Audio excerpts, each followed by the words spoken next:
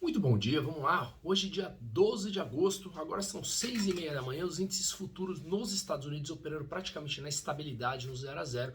E as bolsas europeias, o índice europeu subindo por volta de 0,2%, tá? Esperando os dados que hoje tem nos Estados Unidos, que é o índice de preços ao produtor.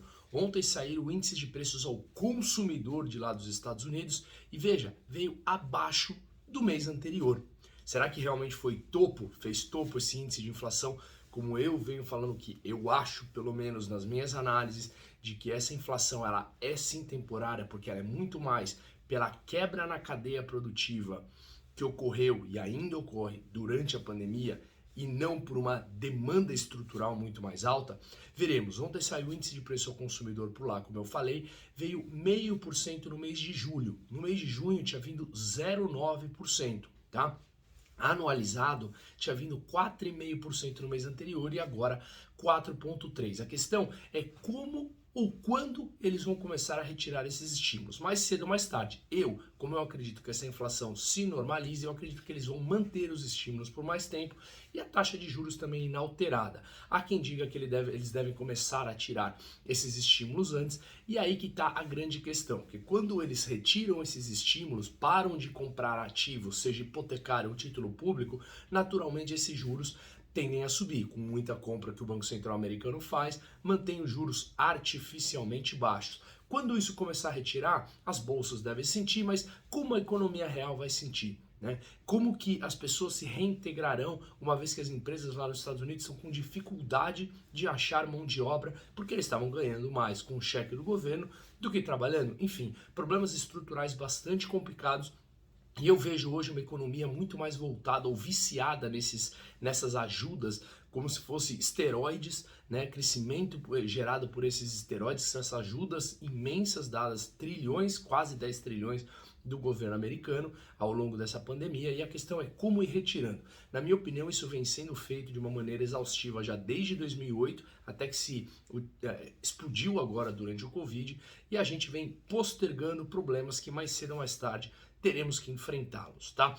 Hoje ainda tem também, como toda quinta-feira, pedido de seguro-desemprego por lá nos Estados Unidos. E na zona do euro saiu a produção industrial.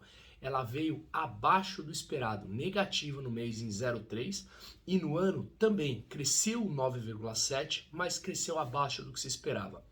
A Grã-Bretanha, idem, tá? Teve um crescimento do PIB anualizado muito forte, 22,2%, e no trimestre 4,8%. Em linha com o mercado, mas foi bastante forte, tá? E a produção industrial por lá veio melhor do que se esperava, cresceu 0,7%.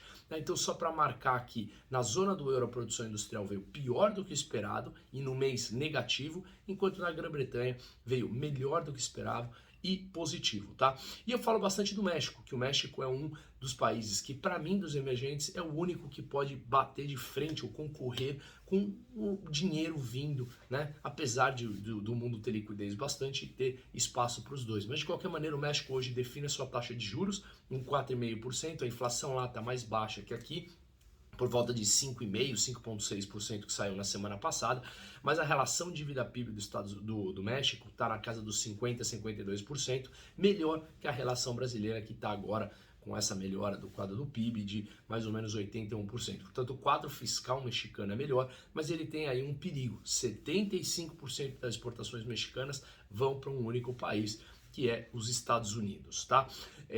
A produção industrial por lá veio pior do que o esperado.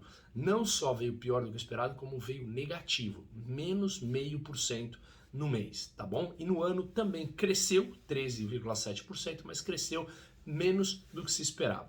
E aqui no Brasil foi assinada a medida provisória que autoriza a venda direta do etanol aos postos, tá? Seja por produtores ou por importadores, poderá ser vendido, acho que a partir do quarto mês subsequente a essa assinatura, poderá ser vendido aos postos diretamente. É uma medida que todos os envolvidos citaram que pode ser positivo, desde que não aumente os impostos ou que encaixe o pagamento de ICMS, e também não mais serão obrigados os donos de postos vender a gasolina da bandeira que é a única bandeira que ele estampa lá no posto dele. Poderá vender desde que o consumidor saiba de qual gasolina ele está comprando.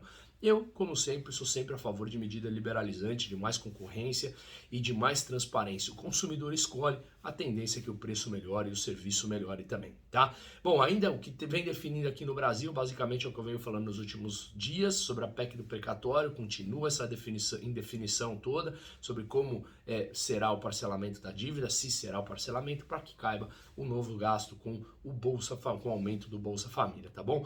E ontem no Brasil também saiu as vendas no varejo, que caíram 1,7% no mês, no ano subiu 6,3%, ambos abaixo do esperado, porém ainda continua níveis acima de pré-pandemia de venda no varejo, tá bom? Uma ótima quinta-feira a todos. Dúvidas, por favor, comente. Um forte abraço.